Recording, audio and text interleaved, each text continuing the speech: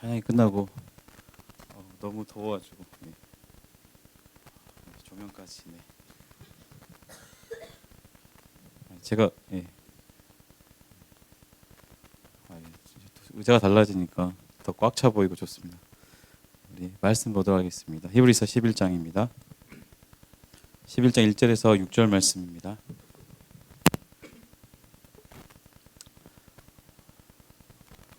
히브리서 11장 우리 1절에서 6절입니다. 제가 먼저 봉독하겠습니다. 믿음은 바라는 것들의 확신이요 보이지 않는 것들의 증거입니다.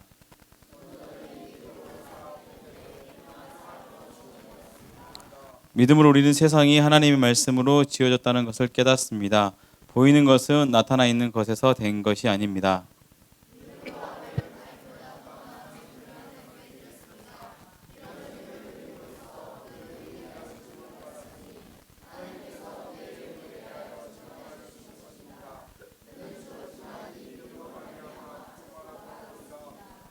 믿음으로 에녹은 죽지 않고 하늘로 옮겨갔습니다. 하나님께서 그를 옮기셨으므로 우리는 그를 찾을 수 없었습니다. 옮겨가기 전에 그는 하나님을 기쁘게 해드렸다는 증언을 받은 것입니다.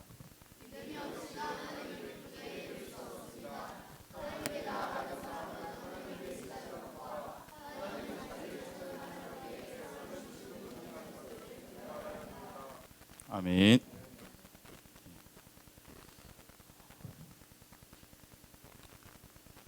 (40일) 하시면 얼굴들이 더 밝아지고 환해지실 줄 알았는데 뭔가 더 비장해지고, 오늘 찬양팀도 웃음기 하나 없이 다들 막 비장하게 찬양하셔가지고 이 세상의 풍요함보다 그게 너무 정말 즐거운 찬양인데 얼굴도 너무 비장해서 군가를 부르는 줄 알았어요. 여러분 좀 웃으십시오. 너 시우야, 너 빨간 옷은 보혈로 입었는데 얼굴은 왜 째려보고 있어. 좀 웃어주십시오. 저 때문에 인상 쓰는 것 같아서 제가 괜히 마음이 또 무겁습니다. 히브리서는 또 여러분께서 이미 한번 다 배우셨겠지만 신앙이 흔들리는 성도들과 또 그로 인해서 흔들리는 교회 공동체를 세우기 위해서 히브리 저자가 이제 교회를 향해서 쓴 글입니다. 로마의 핍박이 짧게 된 것이 아니라 이제 굉장히 오랫동안 반복이 되어지고 또 유대 공동체 안에서도 이제 배격이 일어나서 공동체 안에서 살 수가 없으니까 경제적으로도 어려움에 빠져 있는 교회들이 생겨나기 시작합니다. 그래서 이제 그 사람들이 그 믿음에서 흔들려지고 어려움이 너무너무 가중되다 보면 우리가 이제 점점 이제 판단력이 흐트러지게 되죠. 그래서 우리가 믿고 있는 게 내가 믿는 예수 그리스도가 진짜가 아니었나 해서 유대교로 다시 배교하는 사람들이 있고, 아니면 이방인들 중에 기독교인이 되었던 사람들은 다시 자신이 섬겼던 이방신으로 돌아가는 상황들이 생겨나게 되었습니다. 그래서 그들을 위해서 쓰여진 책이죠. 오늘도 지사님께서 기도하셨다시피 히브리서 11장이 믿음장입니다. 그렇죠. 그러면 고린도전서 13장은 뭐죠? 이제는 조금씩 아시네요. 답이 오니까 왠지 좀 좋습니다. 작년하고 좀 사뭇 다른, 내년이 좀 더 기대가 되는데, 그럼 안면도 되는 게 아니죠. 뭘 먹으라고 그런 줄 알고. 턱이 대고 있겠습니다. 그러면 그 사랑장인데 그 사랑장을 잘 한번 생각해 보시기 바랍니다. 고린도서 14장 사랑장인데 이제 앞에 뭐 쭉쭉쭉 빼고, 사랑은 처음에 뭐가 나옵니까? 오래 참아야 되죠. 여러분, 사랑은 뭐죠? 좋은 거예요, 참는 거예요? 참는 거예요? 좋은 거. 왔다 갔다 하시죠. 제가 약장사도 아닌데 왔다 갔다 하시네요. 우리가 생각하는 사랑은 굉장히 좋은 거죠. 근데 고린도서 13장에서 말씀하고 있는 사랑은 오래 참는 거예요. 그 다음에 뭐죠? 그 다음에 뭔가 좋은 게 와야 되잖아요. 온유함이에요. 내가 온유해지는 게 아니라 온유해야 된다는 거예요. 쟤가 말하는 게 쩔을 말하는 게 아니고. 그렇죠? 여기서 온유라는 것은 우리 잘 알다시피 예전에 짐승을 잡으면 그 짐승의 가죽들은 어떻게 되면 처음에는 경화가 돼서 딱딱해지잖아요. 이것을 이제 어떻게 만들죠? 무두장이들이 무두질을 해서 부드럽게 만들어지거든요. 이게 온유입니다. 아멘 하시는 분들이 많이 있는데 온유해지시기 바랍니다. 저는 뭐 아직 멀었습니다. 김 목사님은 진짜 온유해지셨어요. 완전 딱딱했는데 이제 약간 말랑말랑해졌어요. 예, 근데도 제가 보기에는 엄청나게 온유이신 것 같아요. 우리 13장에서 사랑에 대해서 우리 하나씩 읽어보면 아시겠지만 우리가 아는 사랑과 성경이 말하는 사랑이 참 다르다는 것을 알 수 있어요. 우리가 원하는 사랑은 뭐죠? 내게 유익함이 되고 내게 즐거움이 되고 무언가가 있는 것들을 사랑이라고 생각하는데 성경에서는 그렇게 말하지 않고 있죠. 그런 것처럼 오늘 11장에서도 마찬가지입니다. 믿음장이라고 하는데 예, 믿음장, 간장게장 다음으로 좋은 믿음장. 예, 믿음장. 믿음은 무엇입니까?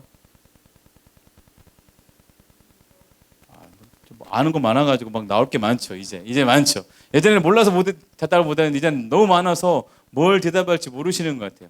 그냥 나는 예수를 왜 믿는가 이렇게 생각하시면 되죠. 너무 복잡하게 생각하지 마시고 이들이 왜 믿음을 가지셨는가를 우리가 생각해 볼 필요가 있는 거죠. 여기에 등장하는 믿음의 인물들이 믿음을 가졌다라는 거죠. 어떤 믿음입니까? 어떤 믿음이죠? 아까 정창희 사님이 제 설교문을 본 줄 알았어요. 스포를 다 해버렸어요.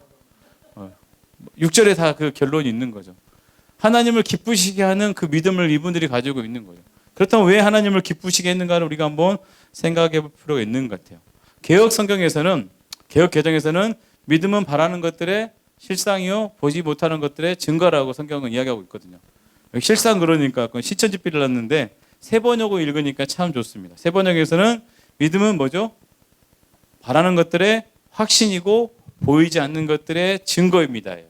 이것도 좀 어려우니까 쉬운 말 성경으로 제가 말씀을 드리면 믿음은 우리가 바라는 것들에 대한 실체고 보이지 않는 것들에 대한 증거입니다. 이런 거죠. 원문대로 해석을 해보면 믿음이라는 게 있어요. 이 믿음이라는 것은 우리가 무언가를 바라는 것을 믿는 겁니다. 신뢰하는 겁니다. 이게 믿음의 본질이라고 하고 있는 거죠. 여러분이 시우가 부모님을 믿지? 목소리가 좀 크게 해줘. 실망하시잖아. 믿지? 왜 믿어? 아무리 봐도 아빠도 안 닮은 것 같고 엄마도 안 닮은 것 같거든. 아빠를 닮았어? 귀가 닮았어? 무슨 단편소설 발가락에 닮았네 갑자기 생각나는데 귀가 닮았어? 오 그래? 내가 볼 때 정창선 집사님 귀는 오히려 더 닮은 것 같은데. 왜 믿어? 내 아빠란 걸 어떻게 알 수 있어? 여기 지사님들 너 다 사랑하셔. 다 엄마야 그러면? 나도 널 사랑하는데? 그것보다 더 큰 것 같아? 이렇게 물질주의야 너는? 너 아빠보다 더 많은 사랑을 줄 수 있는 사람이 있으면 아빠가 바뀌는 거야 그러면? 너 40이라고 있는 거 맞지? 그래서 너에게 시험을 주는 거야. 빨리 대답을 다시 잘해봐. 왜 아빠인 걸 믿냐는 거야. 넌 큰일 났다. 너 집에 가서 이제 밥 못 먹는다 이제. 안원유 씨, 너가 엄마가 너의 엄마 아빠가 저 사람과 나라는 걸 믿지? 저 사람 죄송합니다. 예. 믿어 안 믿어? 너도 지금 시원치 않다. 너도 40일 다시 편입을 해야 되겠다. 너라도 씩씩하게 말할 줄 알았는데. 여기서 말하는 믿음이라는 것은 어떤 바라는 것들의 실체라고 말하고 있는데 이 믿음의 뜻이 보면 뭐뭐 아래에 두는 거예요.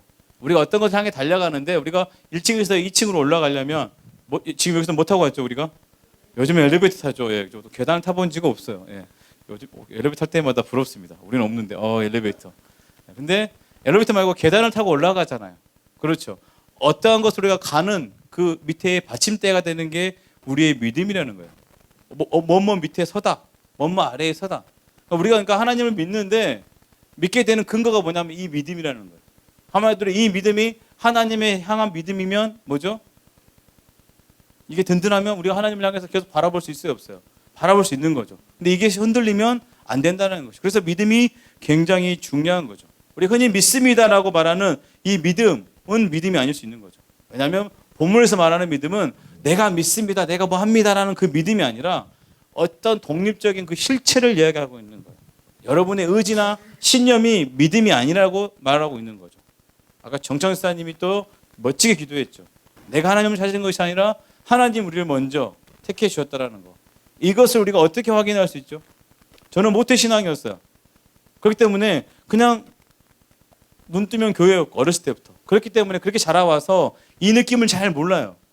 그런데 이제 제가 회심이라는 표현은 그렇지만 예수 그리스도를 인격적으로 경험하게 되고 그때부터 바라보는 하나님은 내가 어렸을 때 마냥 다녔던 거와 전혀 다른 거죠. 내 생각에 좌우됐던 그 하나님이 아니시라는 거죠. 이분이 정말로 내가 생각했던 것보다 훨씬 크신 분이라는 것을 우리가 알 수 있는 거죠. 우리가 어떤 것을 성취하기 위해서 내가 영어를 잘하고 싶어서 아침마다 영단어를 50개씩 외우겠다. 우리가 계획을 세우고 정말 50개씩 50개씩 50개씩. 그럼 한 달이면 몇 개를 외우는 겁니까? 50개씩 외우면 한 달이면 몇 개죠? 덥죠? 저도 지금 아주 덥습니다. 원래는 이 자켓을 벗고 여기 더울 거 예상하고 타이도 안 메고 왔거든요. 그리고 정찬영 목사님 기도하신다라고 넥타이까지 메고 서 계시니까 제가 이것을 벗을 수가 없었어요. 주여 하면서 제가 뒤에 땀을 닦으면서 제가 올라왔습니다. 집사님도 넥타이를 메셨는데 목사가 넥타이도 안 메고 이러고 있습니다. 그래서 차마 이걸 벗지 못하고 그냥 지금 온몸을 울고 있습니다. 그렇게 되면 좀 집중해 주십시오. 정광훈 목사님 아시죠? 목사님이라는 표현은 그렇습니다. 그 교단에서 면직을 당했기 때문에 저는 정광훈 씨라고 이야기하고 싶은데 제가 그분을 20여 년 전에 제가 그 신학교를 준비할 때 제 친구가 대전에 있는 친구가 초대했어요. 그래서 양수리 수양관에 가서 이제 그분이 목회자 세미나를 하시는데 5천 명 되는 목사님들 오셨어요.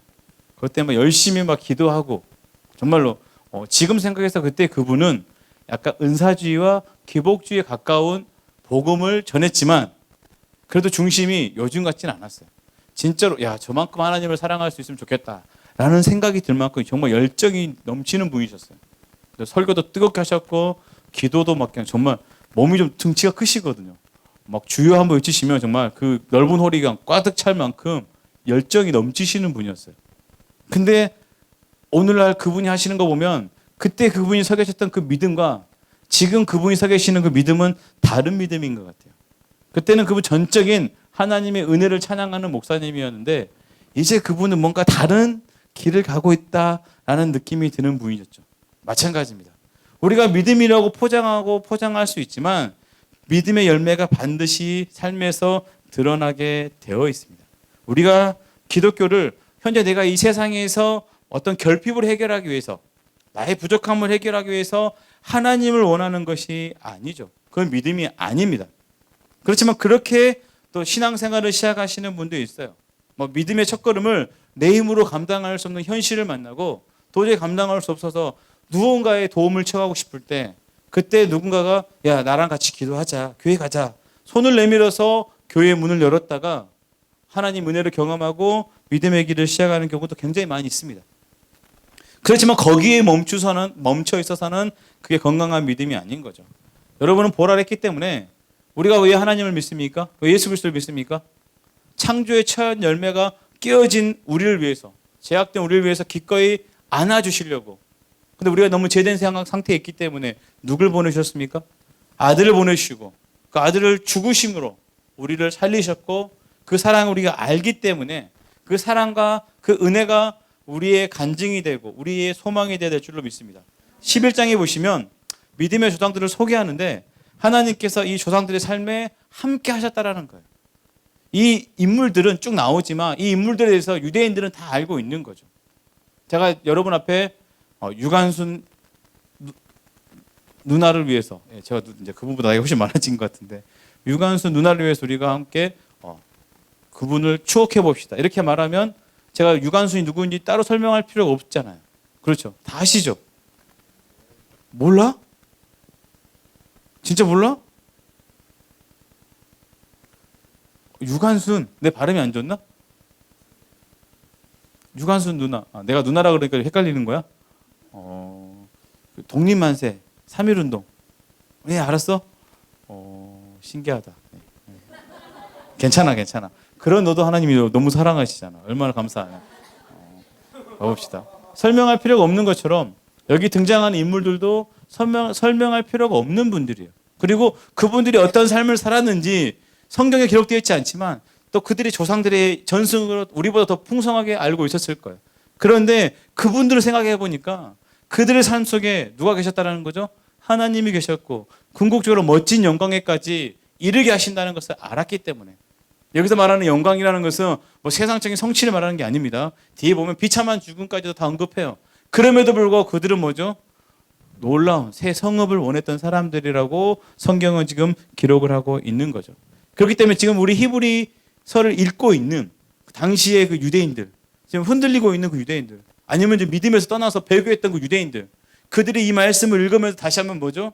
믿음을 돌이키게 되고 회복하게 되고 힘을 얻을 수 있고, 내 삶에 하나님 뭐 하신다고요? 역사하시겠구나. 다시 그 믿음을 갖고 세워가기 위해서 이 11장이 있다는 것을 기억했으면 좋겠습니다. 그렇다면 우리 2절 말씀을 읽어보시겠습니다.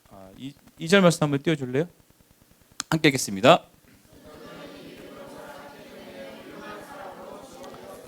아멘. 여기서 보시면 선조들은 누구에게, 여기서는 훌륭한 사람으로 증언되었습니다인데 또 우리가 바른 번역에 보면 하나님께 인정을 받았습니다라고도 번역이 되어 있어요.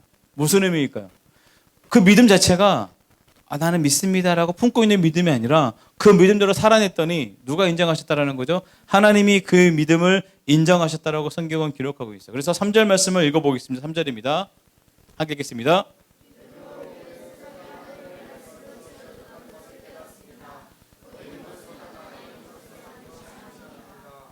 아멘. 중요한 것은 여기 믿음으로 우리는 누굴 말할까요? 믿음의 선조들을 말할까요? 지금 성경을 이 히브리서를 붙들고 있는 사람들 얘기할까요? 붙들고 있는 사람들 말하고 오늘 또 이 말씀을 읽고 있는 우리도 동일하게 말하고 있는 거죠. 그 믿음이 연결되어 있는 믿음이죠. 한마디로 그 믿음의 선배들, 믿음의 선진들이 가졌던 그 믿음이 또 누구에게도 있다라는 거죠? 우리에게도 주어져 있다라는 거죠. 그걸 우리가 어떻게 확인할 수 있죠? 이 세상이 하나님의 말씀으로 지어졌다는 것을 우리는 뭐 하고 있죠? 깨닫고 있는 거죠. 그래서 보이는 것이 전부가 아니라는 것을 우리는 뭐죠? 이미 알고 있다라는 거죠. 말씀으로 이 세상이 창조됨을 믿으십니까? 이 믿음을 어떻게 가지고 계시죠? 평생 믿지 못하다가 어느 날 갑자기 확인하게 들어지는 그 상황들을 경험하신 분들이 여기 많이 계실 것 같아요. 그렇지 않습니까? 그 믿음이 우리에게 있다라는 거죠. 그렇다면 이 성경을 지금 받아들고 두려움 가운데 지쳐있는 성도들이 읽었을 때 뭐가 있는 거죠? 우리 하나님이 나와 함께 하시는구나 라는 힘이 그들에게 일어난다는 것이죠. 그러면서 하나님이 온 세상의 통치자이시고 주인임을 믿었다라는 거죠. 그러면서 등장하는 인물이 누구죠? 아벨이라는 인물이 등장하는 거죠. 아벨은 어떤 사람입니까? 구약 성경에 보면 제사 한 번 드리고 끝이에요. 그렇지 않습니까? 지금 제가 이름을 잘 몰라가지고 그래 너 이든이 네 죄송합니다. 쟤도 이름 잘 몰라요. 이든아 너를 굉장히 좋아한다. 알지? 온유랑 많이 닮아가지고 좋아해. 이번 주에 예배 몇 번 드렸어?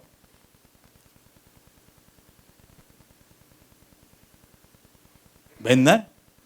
그냥 목이 메이지 그냥 갑자기 생각하니까 그렇죠. 우리가 볼 때 아벨은 예배 한 번 드렸는 것 같아요, 그렇죠? 과연 한 번 드렸을까요? 정말 한 번 딱 드리고 그냥 형한테 죽고 그냥 하나님 나라의 영광으로 기록되었을까요?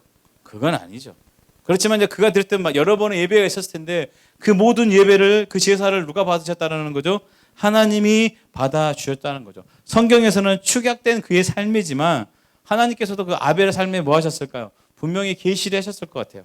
왜냐하면 우리가 잘 생각해 보시기 바랍니다. 가인이 아벨을 죽이고 하나님께서 그게 나타나셔서 책망하시면서 그 얘기를 열어주시는 걸 우리 아시죠?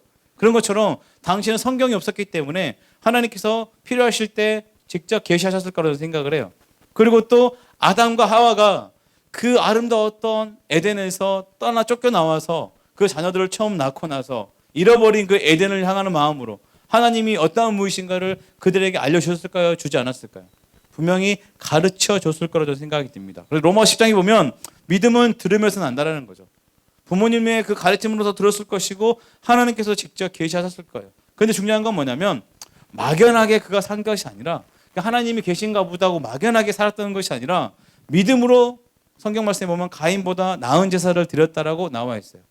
아벨이 가인보다 왜 나은 제사일까요? 지금 창세기 쭉 하고 계시죠. 너무 오래됐죠. 근데 지금 중반까지 갔는데 초창기로 다시 넘어가시려니까. 아벨과 가인의 예배의 그 차이가 무엇일까요? 그래도 굉장히 고급지네요. 양을 안 드리고 곡식을 드려서 그런다, 뭐 이런 식으로 하는데 제사 형식은 훨씬 뒤에 모세 때 정해진 거고, 그렇지 않습니까? 하나님께서 그걸 가지고 따지지는 않으셨을까라고 저는 생각을 해요. 근데 우리가 로마서 12장 1절 지난주 수요일 날도 목사님이 말씀하셨고 한 달 전에도 제가 잠깐 이 부분을 언급했는데, 우리 예전 100년 전 성경 아시죠? 처음 흠정역 그 개혁본에서 보면 뭐라고 나와 있냐면 합당한 예배가 진정한 예배, 영적인 예배라고 표현하지 않고 합당한 역사라고 표현했잖아요. 무슨 의미입니까? 하나님 은혜를 경험하면 당연히 그렇게 살아야지라는 표현으로 성경을 번역했다라고 말씀을 드렸습니다. 믿음 있는 사람들은 그렇게 살아낸다라는 거죠. 한마디로 이 말씀을 그대로 가져와 보시면 가인과 아벨이 가인보다 나은 제사를 드린 거 뭐냐면, 성경의 말씀에 보면 아벨과 그의 제사는 받았다라고 성경에 기록되어 있어요. 근데 4장 5절 보면 가인과 그의 제물은 받지 않았다라고 남아 있어요. 제물이 문제가 아니라 제물을 드린 사람이 문제인 것이죠. 한마디로 가인과 그의 제물이죠. 아벨과 그의 제물.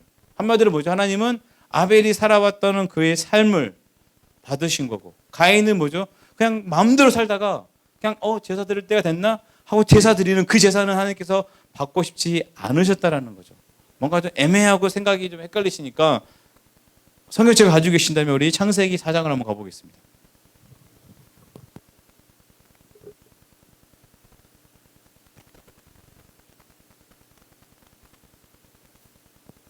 창세기 4장 우리 6절에서 7절 한번 읽어보겠습니다. 읽으시면 됩니다.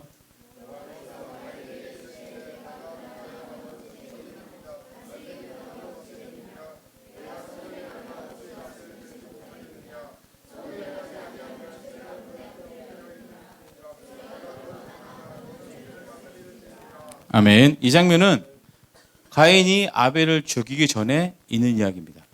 한마디로 제사를 드리고 나서 내 제사를 받지 않으니까 가인이 분해 있을 때 하나님께서 나와서 그의 삶을 책망하시는 거죠. 그는 뭐였습니까? 죄를 다스리는 삶이었습니까? 죄에 굴복하는 삶이었습니까? 죄에 굴복하는 삶이었고, 하나님께서 너는 죄를 다스리라고 마지막에 강권하셨지만 끝내 뭐였습니까? 죄에 굴복하고 동생을 죽이는 자리까지 간 것을 우리가 알 수 있는 것이죠. 가인도 아벨도 하나님이 계심을 믿었습니다. 근데 믿음이라는 것은 우리가 머리로 아는, 지식적으로 아는 동의가 아니라는 거죠. 그래서 갈라디아서 5장 6절 말씀 보면 그리스도 안에서는 할례나 무할례나 효력이 없을 때 어떤 형식이 중요한 것이 아니죠. 그런데 뭐죠? 사랑으로서 역사하는 믿음뿐이라고 나와 있어요. 여기서 사랑으로서라는 표현이 굉장히 중요하죠. 여기 사랑으로서라는 건 뭐냐면 누군가를 혼자 짝사랑하는 걸 말하는 것이 아니에요. 내가 하나님을 사랑하고 하나님이 나를 사랑하고가 아니라 하나님이 나를 사랑하는 것을 내가 알고 있고, 우리도 뭐죠? 거기에 대한 반응으로 하나님을 사랑하는 것, 서로가 사랑하는 것, 이게 진짜 믿음이라는 것, 사랑으로서 역사하는 믿음뿐이라고 말하고 있는 것이죠. 우리 믿음의 능력은 아는 것이 아니고 사랑으로서 역사하는 믿음이죠. 내가 하나님을 기뻐하십니까? 내가 그분을 사랑하십니까? 성도님은 충분히 그러실 거라고 믿어요. 가인과 아벨의 차이를 하나님은 알고 계셨다라는 거죠.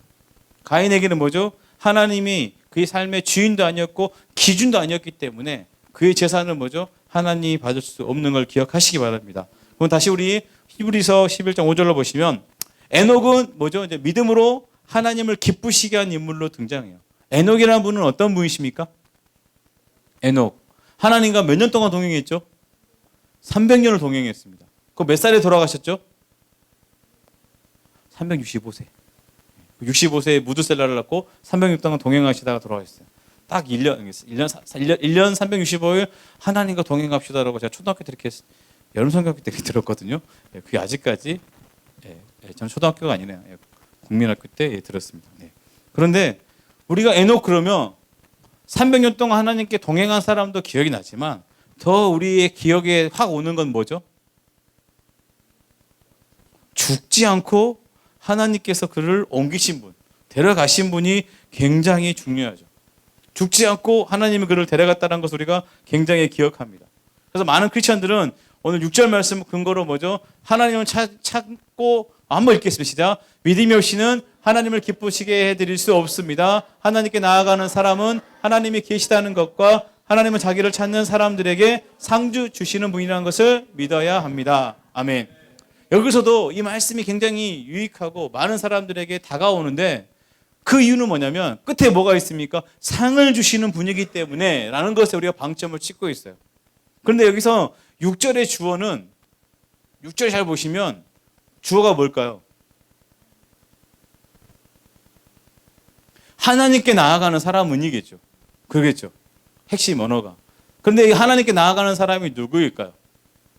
여기는 6절의 주어는 5절의 에녹이죠. 5절 다시 한번 띄워주세요. 5절 한번 읽겠습니다. 믿음으로 에녹은이죠. 괜찮습니다. 너무 열정적이세요. 믿음으로 에녹은 나와 있죠. 이 에녹의 그 믿음이 뒤에 보시면 뭐죠? 그는 하나님을 기쁘게 해드렸다는 증언을 받았고, 그렇죠?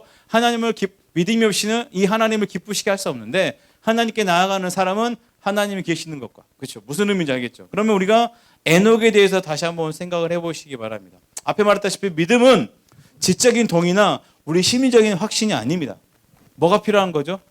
삶이 동반하고 되는 믿음을 강조하고 있어요. 근데 그 동반하는 삶이 뭐죠? 하나님을 기쁘시게 한다라고 표현하고 있어요.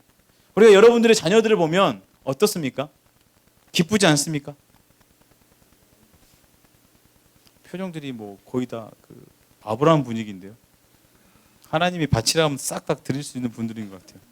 대단한데. 자식들 보면 기쁘지 않습니까? 아니 뭐 강요하는 건 아닙니다. 뭐 기쁘지 않다라는데 제가 굳이 강요해요. 저는 기쁩니다. 그래서 애들을 보면 얼굴도 막 이렇게 부비고 싶고, 근데 이제 점점 싫어하는 게 느껴져서 이제 서운하고, 저 혼자만 이 사랑으로서 이루어져야 되는 가정인데 저 혼자만 짝사랑하는 가정이 되는 것 같아서 너무 마음이 아픈데, 잘 한번 생각해 보시기 바랍니다. 하나님과 300년 동안이나 동행한 에녹, 그렇죠? 우리 자식을 하나님께 이삭을 드렸던 아브라함, 이렇게 딱 방점을 찍으면 우리는 어떤 생각이 듭니까? 그렇게 할 수 있습니까? 그렇게 할 수 있습니까? 뭐 어떤 목사님이 이렇게 말씀하시더라고요. 자기 아들이 중학교 2학년인데 이삭이 딱 그 나이잖아요. 그러니까 왜 아브라함이 상의하지도 않고 갖다 바쳤는지 알겠다고 딱 이야기하시더라고요. 엄청난 믿음 때문에 한 줄 알았는데 자기가 아빠가 되고 사춘기 중학교 2학년을 딱 외계인을 만나고 보니까 와, 이건 하나님께 드려야 되겠다. 하나님이 드리려고 하면 드려야 되겠다. 라는 생각이 확 오셨다라고 하더라고요. 그래서 아까도 뭐 자녀들이 기쁘십니까? 근데 별로 표정들이 그러시더라고요. 그래서 기꺼이 드릴 수 있는 분들이 다 계시는구나. 나는 얼마나 속이 상하셨을까라는 생각으로 제가 위로를 해드립니다. 그런데 이걸 뒤집으면 우리는 그렇게 못할 텐데라는 생각이 들잖아요. 근데 그게 아니라는 거죠. 에녹은 300년 어떻게 하지? 나 남은 평생 하나님, 아이고 나는 못하겠는데. 자식을 드리라고, 난 못하겠는데. 라고 생각하면 우리는 그들이 굉장히 큰 믿음의 사람들처럼 보이잖아요. 그게 아니라는 거죠. 에녹은 뭐 하는 사람이었죠? 아까 이 기쁘게 했다라는 것은 에녹이 하나님께서 열심히 기쁘게 해서 하나님 저 이제 이렇게 기쁘게 했으니까 저 죽이지 말고 천국 데려가 주세요. 이거였을까요? 그 목적이 아니라는 거죠. 그러니까 하나님이 얼마나 기뻤으면, 그렇죠? 300년 동안 동행할 수 있고, 하나님이 얼마나 기뻤으면 자식을 드릴 수 있었을까? 우리는 이렇게 뒤집어서 생각을 해보시기 바랍니다. 우리가 하나님을 생각하시면 정말 기쁘십니까? 왜 기쁘십니까? 갑자기 왜? 한두 명이라도 뭐 말씀하셔야 제가 이렇게 할 수 있는데. 에녹은 무드셀라를 낳고 평생 하나님과 동행하면서 많은 사람들의 창에서 하나님의 예언자로 살았다라고 성경은 기록하고 있어요. 우리 유다서로 가보시면 제가 읽어드릴게요. 아담의 칠태손 에녹이 사람들에 대하여도 예언하여 이르되 보라 주께서 그 수만의 거룩한 자와 함께 임하셨나니 무사람을 심판하사 모든 경건하지 않는 자가 경건하지 않게 행한 모든 경건하지 않는 일과 또 경건하지 않는 죄인들이 주를 거슬려 한 모든 완악한 말로 말미암아 그들을 정죄하려 하심이라 하였느니라. 개역 개정이라서 많이 어렵습니다. 에녹이 남은 300년 동안 그가 했던 건 뭐죠? 하나님이 앞으로 임할 심판에 대해서 뭐 한다는 거죠? 많은 사람들에게 전했던 삶을 살았다라는 거죠. 에녹의 아들이 누구죠? 무두셀라잖아요. 무두셀라. 뭐 이제 의역하면 이자가 죽으면 심판이 온다라는 이름의 뜻을 가지고 있고, 무트가 매트죠. 죽음. 우리가 시편을 읽으면 종종 뭐가 한다 셀라라는 게 나오죠. 그게 뭐냐면 쉬다, 기다리다, 묵상하다, 생각하다 이 뜻이 있거든요. 그러니까 아들 이름이 죽음을 생각하는 자가 될 수도 있는 거죠. 아들을 볼 때마다 하나님의 심판을 생각할 수밖에 없는 거죠. 그 정말로 무두셀라가 죽는 그 해에 이제 그렇죠. 우리가 아시다시피 이제 심판이 시작된 것을 우리가 알 수 있는 겁니다. 그렇다면 에녹과 무두셀라와 또 그 다음에 누가 시작됩니까? 노아로 쭉쭉쭉 이어지거든요. 이걸 잘 생각해 보시면 노아가 당대의 의인이었는데 그냥 의인이 되는 것이 아니라 그 할아버지 때부터 뭐죠? 이어져 내려온 그 믿음의 계보가 분명히 있었던 걸 좀 믿습니다. 그렇기 때문에 보이지 않았지만 하나님의 심판을 믿고 뭐 할 수 있었습니까? 많은 사람들 조롱에도 불구하고 방주를 묵묵히 지울 수 있는 자가 된 줄로 믿으시기 바랍니다. 이처럼 우리가 믿음으로 살아간다는 것은 결코 쉽지 않아요.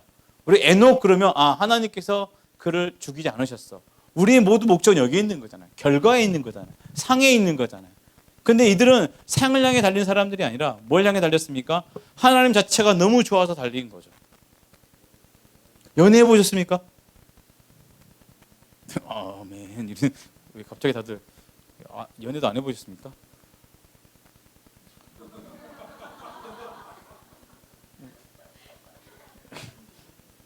미안합니다. 네, 상처를 후벼파는 건 아니에요. 네, 알겠습니다. 우리 연애하실 때 한번 생각해 보면 그 사람 존재 자체가 어떻습니까? 가정에 문제 있으십니까? 혹시나 뭐 가정에 어려움이 있으십니까? 사랑으로서 이걸 다 해결하셔야 될 텐데. 암이 다 들어가시니까 마음이 너무 아프네요. 지금 뭔가 잘못된 신앙을 갖고 있는 거죠. 가정도 살리셔야죠. 내 영이 살았으면 가정도 살리시고 죽어가는 영혼들을 많이 살리셔야 되는데, 기뻐한다는 건 뭐냐면 그 사람 자체가 너무 좋잖아요. 보면 행복하잖아요. 그렇지 않습니까? 김프렌 목사님이 저만 보면 막 얼굴이 화내가지고 아까도 계속 뭘 먹으라고 그래서 뭘 먹으라나 했는데 마이크였어요. 지금 계속 손을 들리시네요. 든든하게 저녁 먹고 왔는데 계속 먹이십니다. 여러분들 생각해 보시기 바랍니다. 여러분이 생각할 때 기뻐하는 사람이 있습니까? 근데 그 사람보다 더 하나님을 기뻐하시기 바랍니다. 믿음의 선배들은 다 그 길을 걸어갔고 때로는 목숨이 간당간당하는 그 상황 속에서도 그 하나님이 너무 기뻤기 때문에 그 일을 감당했습니다. 히브리 저자는 이 결론을 뭐라 내리냐면 이런 사람은 세상이 뭐 한다고요? 감당할 수 없다라고 나와 있어요. 멋지지 않습니까? 근데 왜 감당할 수 없을까요? 아주 간단합니다. 원문으로 그들을 보면 이들에게 세상은 무가치한 게 되는 거예요. 뭐가 더 대단하기 때문에? 하나님이 더 대단하기 때문에. 아주 몇 년 전만, 딱 3년 전만 해도 우리 시아에게 10,000원짜리와 과자 하나가 있으면 과자로서 충분히 10,000원짜리 가져올 수 있었어요. 지금은 이제 누가 어른들이 10,000원을 줬다. 과자 하나 주고 이걸 바꾸자 그러면 뭐가 될까요? 세상 나쁜 사람이 되는 거죠. 절대 넘어오지 않는 거죠. 뭐가 귀한 건지를 이미 알고 있는 거죠. 그래서 귀하다는 표현보다는 이게 더 가치 있다는 걸 알고 있기 때문에 이거 가서 마트 가면 이거보다 더 많이 가져올 수 있는데 내가 이걸 왜 뺏겨? 이런 생각이 있는 거죠. 근데 아이 때는 그 가치를 모르기 때문에 덥석 가져가는 거죠. 근데 이제는 그런 상황이 아닌 거죠. 이 신앙의 눈이 뜨셨습니까? 단계 올라가셨습니까? 하나님을 향한 믿음이 든든하게 하나씩 토대가 세워지셨습니까? 이러면 우리에게 있어서 더 이상 세상은 무가치하게 보여야 됩니다. 우선순위를 말하는 것이 아니에요. 이거인데 나는 하나님을 택할 수밖에 없어가 아니라 그냥 무가치한 거였어요.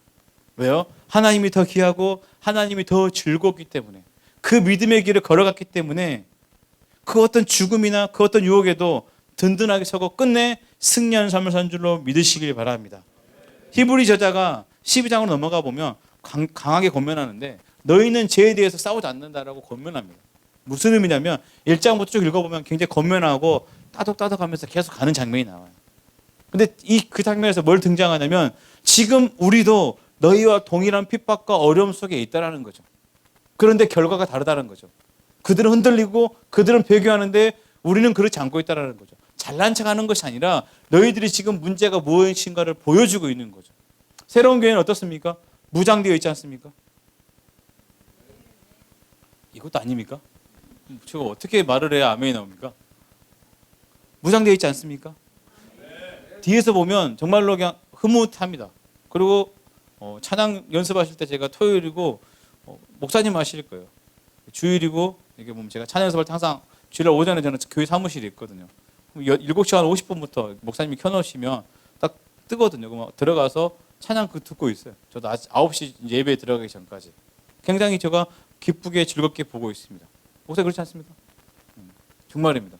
제가 좋아요는 안 누르지만 배가 아파서 안 누르는 거예요. 좋지 않아서 안 누르는 게 아니라 배가 아파서 좋아요는 안 누르지만 배가 아픈 건 제 입장이니까요. 안 누르지만 계속 보고 있습니다. 오늘도 오기 전에 계속 보면서 이제 설교를 마지막 정리를 했죠. 이 현장을 보면 정말 하나님을 기뻐하는 사람들이구나라는 게 느껴지죠. 근데 5명밖에 아멘 안 하면 저는 누구에게 이야기를 해야 됩니까? 시우야, 하나님 널 사랑하는 걸 믿니? 하나님이 기뻐? 왜 기뻐? 여기서 문제가 터지는 거죠. 그냥 기쁩니다라고 해줘. 왜 기뻐? 그게 믿음이냐? 이렇게 말하면 아멘이냐? 무서운 교회입니다. 히브리 제자가 고백했던 것처럼 우리도 이제 아멘하고 가지만 우리 삶의 현장들은 어떻습니까? 다 다양하게 나누어지죠. 근데 거기에서 하나님이 정말 기뻐해서 사는 사람의 현장과 그렇지 못해서 타협하는 현장은 분명히 달라질 줄로 믿으시기 바랍니다. 처음에는 작지만 그 결과의 차이는 굉장히 크다는 거죠.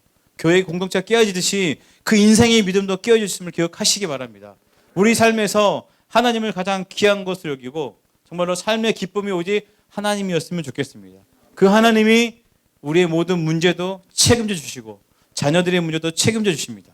하나님을 기뻐하시면 그분이 오늘 믿음의 선배들이 걸었던 그 길처럼 우리도 인도해 주시고 때는 우리가 감당할 수 없는 어려움 속에 있을 수 있습니다. 그럼에도 불구하고 우리는 거기에서 무너지지 않을 것입니다. 왜요? 하나님이 더 크고 귀하신 분이기 때문에. 한 해가 벌써 저물어 가고 있습니다. 정말로 믿음 좋다고 많은 사람들이 정말 많지만 믿고 싶은 대로 믿는 사람들이 너무 많은 것 같아요. 근데 우리는 정말 하나님을 온전하게 믿는, 하나님이 원하시는 그 한 걸음 한 걸음을 그냥 느리지만 천천히 한 걸음 한 걸음 걸어가는 귀한 믿음의 공동체가 되었으면 좋겠습니다. 보이지 않아도 역사하심을 느끼고 사시지 않습니까? 감당할 수 없는 시간들로 지금까지 오셨잖아요. 앞으로도 기대가 됩니다. 근데 여기서 말하는 기대감은 뭐 교회가 더 커지고 성장 이 개념이 아니라 여러분 한 분 한 분의 삶이 더 멋지게 세워지실 것 같아요. 그리고 그 삶의 그늘 아래서 많은 또 영혼들이 그 영혼의 그늘로 들어올 날이 올 줄로 믿습니다. 기도하시겠습니다. 사랑이 많으신 아버지 하나님 감사함을 드립니다. 정말 하나님을 기뻐하는 것이 우리의 삶의 토대가 되게 하시고 예상할 수 없는 삶의 모든 현장에서 하나님께서 역사하여 주시고 그 삶의 현장에서도 하나님만 붙들고 나아갈 수 있는 귀한 믿음으로 인도하여 주시옵소서. 목사님을 중심으로 믿음의 사역을 시작하고 있습니다. 40 말씀 양육이 이제 막바지에 다루고 있습니다. 마지막까지 주어진 은혜를 경험케 하시고 정말 내년 한 해는 더 멋지게 믿음의 걸음을 달려가는 하나님을 기쁘시게 하는 귀한 믿음의 공동체로 인도하여 주시옵소서. 예수님의 이름으로 기도드립니다. 아멘.